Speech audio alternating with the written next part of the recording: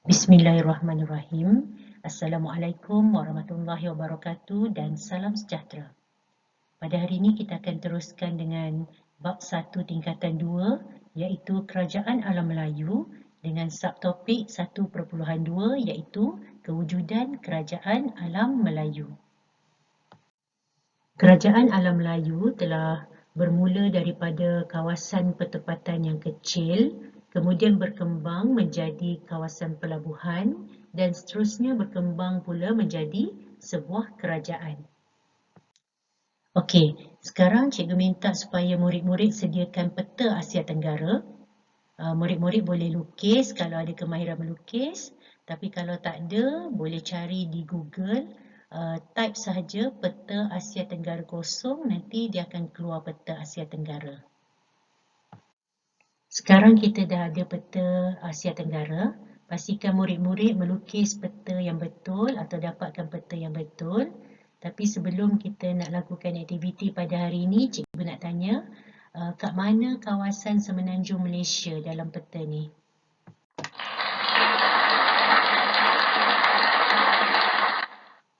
Okey, pastikan semua murid-murid tahu kat mana kedudukan negara kita Malaysia dalam peta ni.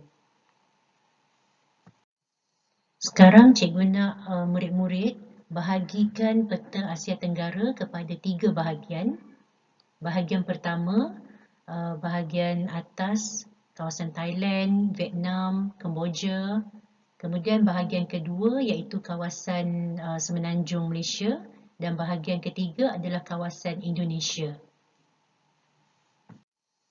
Okey, untuk bahagian yang pertama, kawasan atas, kita ada 3 kerajaan awal di alam Melayu iaitu Kerajaan Funan, Kerajaan Champa dan juga Kerajaan Angkor.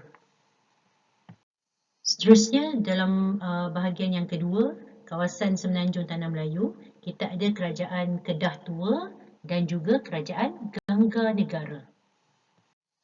Manakala bahagian yang ketiga, kita ada 2 kerajaan iaitu Kerajaan Sriwijaya dan juga Kerajaan Majapahit. Okey, sekarang kita nak berkenalan dengan kerajaan-kerajaan di alam Melayu. Kita perlu tahu 3 perkara iaitu bila kerajaan tersebut muncul. Yang kedua, kita nak tahu di mana dan yang ketiga, kita nak tahu apakah nama pusat kerajaan-kerajaan tersebut. Okey, kita mulakan dengan kerajaan Funan, terletak di bahagian pertama. Ingat lagi pada peta yang kita lukis tadi. Okey, kerajaan Funan ini muncul sejak abad pertama lagi. Okey, lokasinya adalah di kawasan lembah Sungai Mekong, manakala pusat kerajaannya adalah Vyadapura. Seterusnya ialah kerajaan Champa, masih lagi terletak di kawasan yang pertama. Okey, bila kerajaan Champa muncul iaitu pada abad kedua, terletak di kawasan selatan dan tengah Vietnam dan nama pusat kerajaan bagi kerajaan Champa ialah Indrapura. Seterusnya adalah kerajaan Angkor yang terletak di kawasan pertama. Okey, bila kerajaan Angkor muncul iaitu pada abad ke-9 di kawasan lembah Sungai Mekong dan pusat kerajaan bagi kerajaan Angkor adalah Hariharalaya. Okey, kalau murid-murid perasan, kawasan kerajaan Angkor dan kawasan kerajaan Funan adalah di lokasi yang sama iaitu di lembah Sungai Mekong. Okey, sekarang kita teruskan lagi dengan kerajaan di alam Melayu yang terletak di kawasan yang kedua.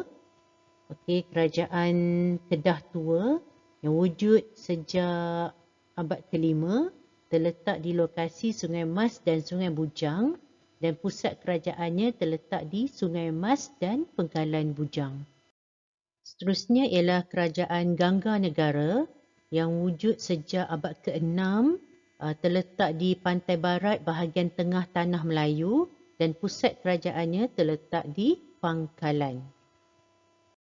Kita teruskan lagi dengan kerajaan alam Melayu yang terletak di bahagian yang ketiga iaitu Kerajaan Sriwijaya. Kerajaan Sriwijaya telah muncul sejak abad yang ke-7 di lokasi lembah Sungai Musi, Sumatera dan pusat kerajaan bagi kerajaan Sriwijaya ialah Palembang.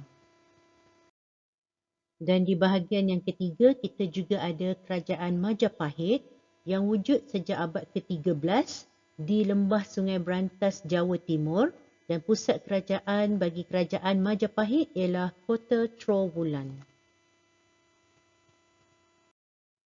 Okey, kita telah pun mengenali kerajaan-kerajaan yang wujud di alam Melayu.